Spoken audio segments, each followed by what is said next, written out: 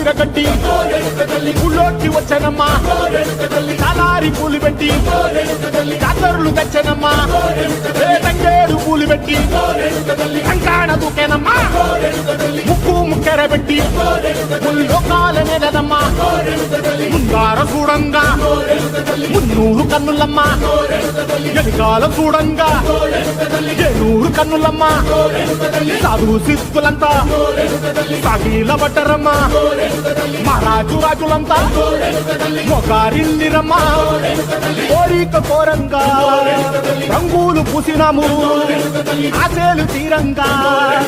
ఏసాలు వేసినాము నీకన్నా పెద్ద దిక్కులో కాన ఎక్కడుంది నైవేద్యం పెట్టంగా మా కాడ ఏమిటి